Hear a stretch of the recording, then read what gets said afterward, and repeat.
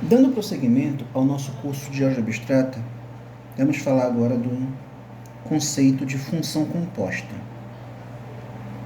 Deixa eu ajeitar aqui que eu risquei, que eu errei aqui, né?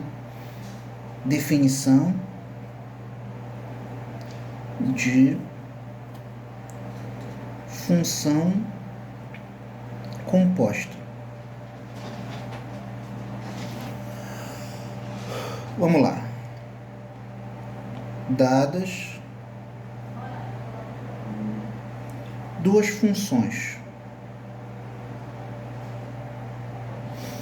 Duas funções f de a em b e g de b em c,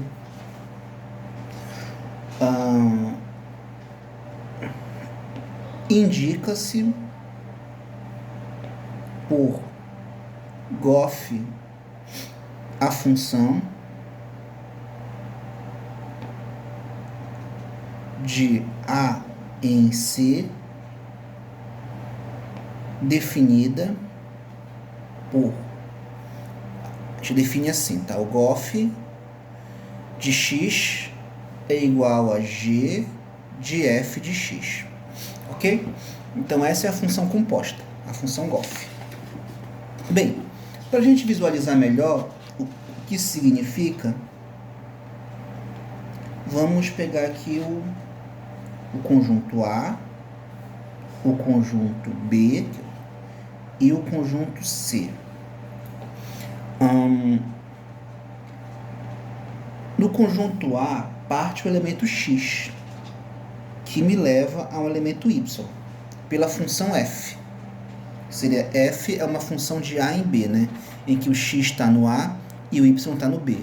Então, o x me leva ao y, e nós sabemos que o y é o meu f de x, ok? Por quê? Porque o x me leva ao y, uma relação de x em y por meio... Perdão. O x, eu tenho uma relação de x... Melhor, o x se relaciona com y por meio da relação f. Tá? Essa é a nomenclatura, né? Vamos lá. Agora, a função g é uma função de b em c. É uma função de b em c. O y vai me levar a um z. E esse z vai ser um g de y, ok? Já que aqui é a função g, que a função g é uma função de b em c, que vai do y me levando para um g de y. Esse g de y eu vou chamar de z. Agora perceba o seguinte, tá, g de y, beleza. Mas quem é o y? O y é o f de x. Então, no lugar do y, eu vou colocar o f de x, ok? Mas pela definição, quem seria o g de f de x?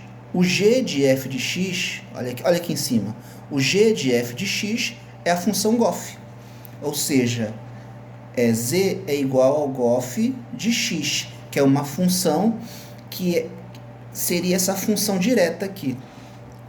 Essa aqui é a função Goff, ok? Que é uma função que leva do x até o z, direto, de uma função de a em c, ok? É uma função, o Goff é uma função de a em c, ok? Para eu pegar um exemplo dessa função, você poderia imaginar assim, só para ficar um exemplo de como seria isso. A gente pode imaginar que, por exemplo, o programa Google, melhor, pegar um aplicativo de tradução, um tradutor. Tem na internet o Google Tradutor, mas vamos supor que eu esteja sem acesso à internet. Mas eu tenho um tradutor que traduz, digamos, do português para o inglês, do inglês para o português e do japonês para o inglês. E vamos supor, ou seja, eu tenho só essas opções de tradução. Então vamos supor que eu tenho essa palavra aqui. Vamos supor que isso aqui é uma palavra em japonês, tá? Tô supondo, tá? Não sei em japonês. Não sei se isso aqui eu tô inventando, tá? Japonês. E eu quero saber o que significa isso em português. Como é que eu vou fazer? Nesse caso aqui, eu tenho essas opções, né? Eu não tenho uma opção do japonês para o português, mas eu tenho do japonês para o inglês. Então, como é que eu poderia fazer? Eu poderia traduzir do japonês para o inglês e depois do inglês para o português. Digamos que se eu jogo no tradutor português-inglês, que isso aqui seja love. Aí quando eu jogo do inglês para o português, isso aqui seja amor. Então, aqui, seria preferível se eu tivesse direto do japonês para o inglês. Né? Aqui seria a função f, que vai do... Aqui seria digamos, o x, e aqui seria o meu f de x. Ok? E aqui, do inglês para o português, vai ser o g de f de x. Então aqui está o f de x, então aqui vai ser o g de f de x. Se eu tivesse direto, eu não teria todo esse trabalho de passar do japonês para o inglês, para depois passar do inglês para o português. Eu já faria direto a função gof, ok? Que leva que é a função g de f de x. Tudo bem? Vamos pegar agora um exercício. Tá? Um exercício aqui...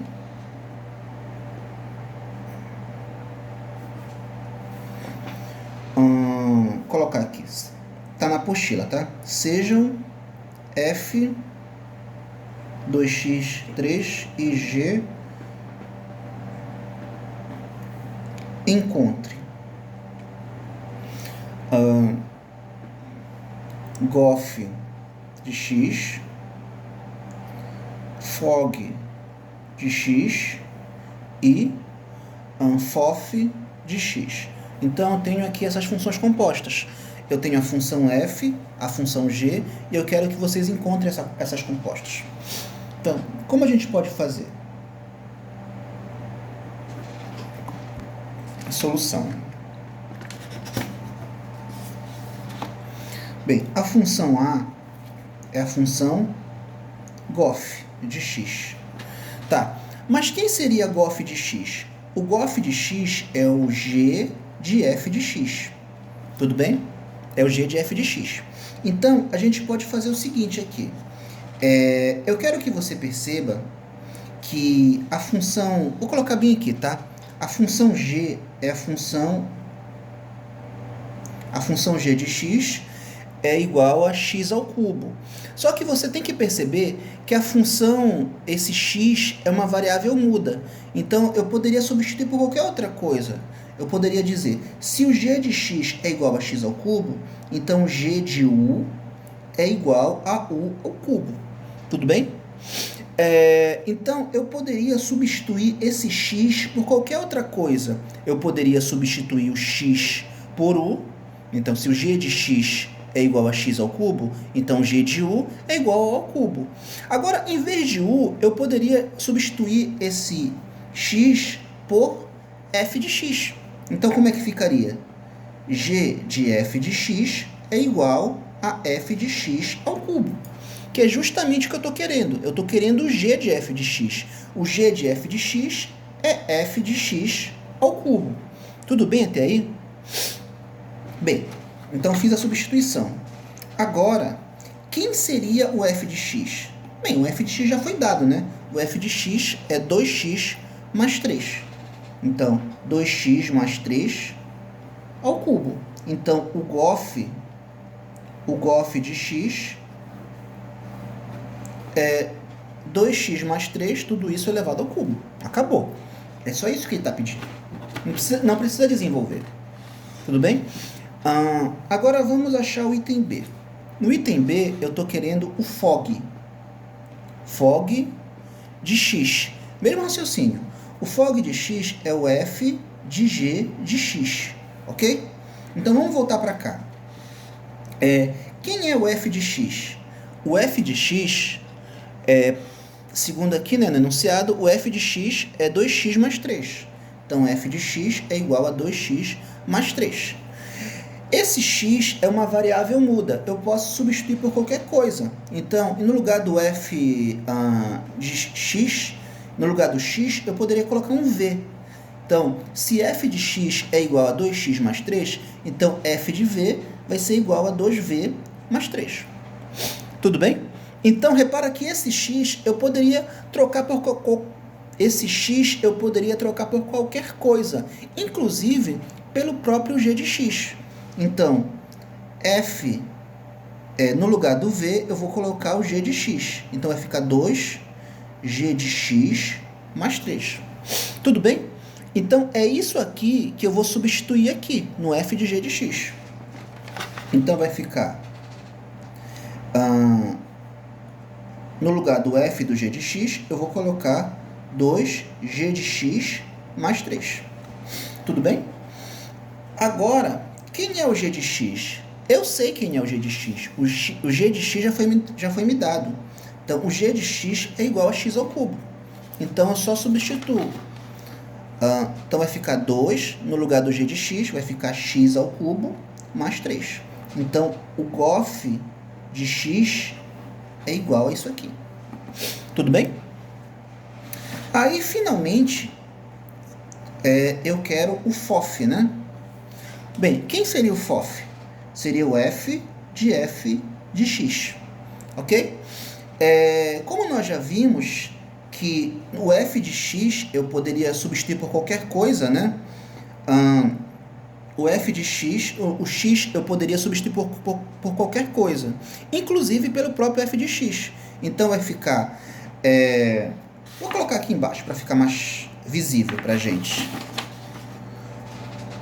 O f de x, ele é igual a 2x mais 3, correto? Então, esse x eu poderia substituir por qualquer coisa. No lugar do x, eu poderia colocar f de w é igual a 2w mais 3. Tudo bem? Então, agora eu posso fazer o seguinte. No lugar do w, eu posso colocar o próprio f de x. Então, f de x é igual a 2f de x mais 3. Então, o f do f de x é 2f de x mais 3. E é justamente o que eu vou substituir.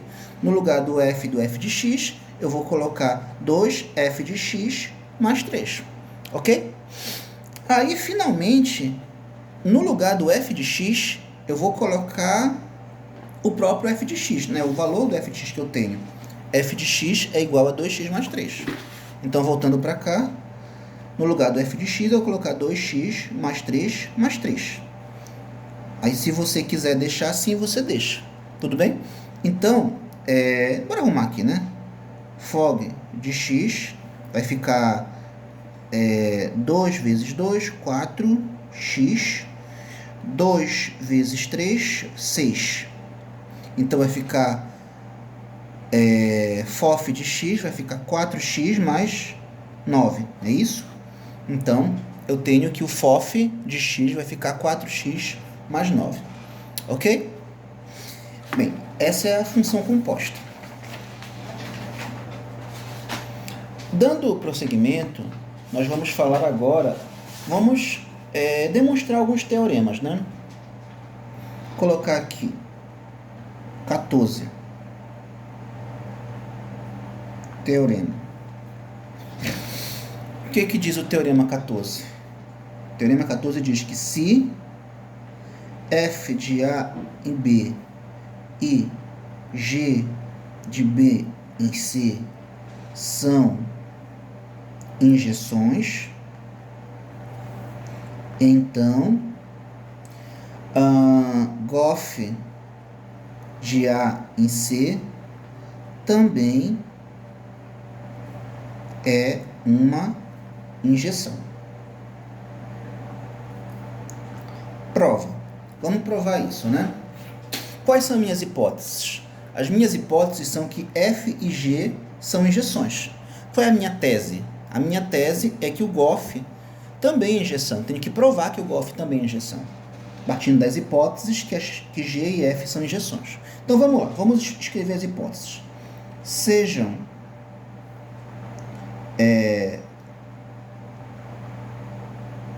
F e G injeções. Então essa é a minha hipótese. Sejam F e G injeções, eu quero provar, vamos pensar em termos do qual é o meu objetivo. O que eu quero provar? Eu quero provar isso aqui. Eu quero provar que isso aqui é injetivo. Perdão, é injetiva, isso mesmo. Então, o que significa provar que a função GOF é injetiva? Significa provar que... Vou colocar assim.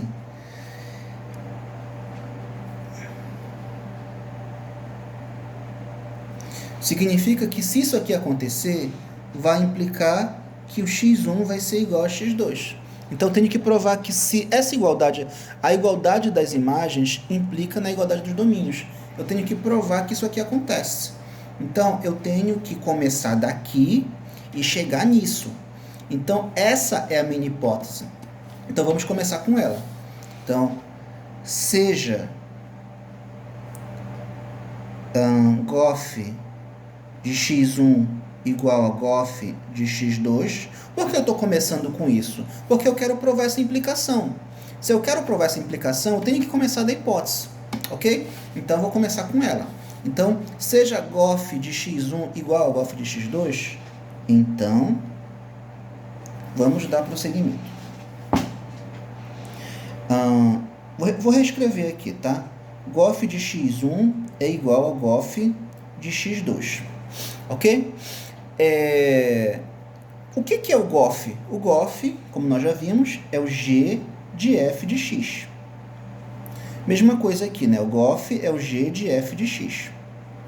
Ok?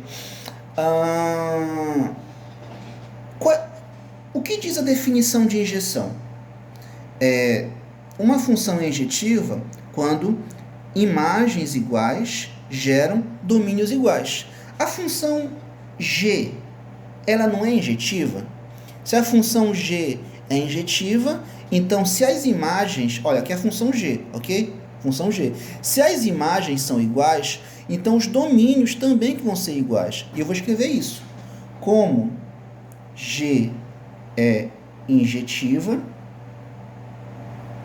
então f de x1 vai ter que ser igual a f de x2. Ou seja, por que isso aconteceu? Porque é o domínio daqui de dentro. O domínio é o f de x1. Aqui o domínio é o f de x2.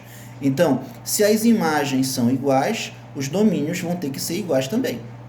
Ok? Agora vamos continuar. Agora eu tenho uma igualdade de imagens. Isso aqui são domínios da função G, mas elas são imagens em relação aqui a esses elementos x1 e x2. Então, nós sabemos por hipótese que a função f é injetiva, né? É uma injeção. Então, como f é injetiva, então, se as imagens são iguais, os domínios são iguais. Pronto, cheguei nisso aqui. Então, o que aconteceu? Aconteceu que eu provei que se o GOF de x1 for igual ao GOF de x2, então x1 é igual a x2. Então, portanto, GOF é injetiva. Aí que como queríamos demonstrar. Ok? Então, nós provamos o que nós queríamos. Tudo bem? Agora, né, lembra que a gente quer provar isso, só para recapitular.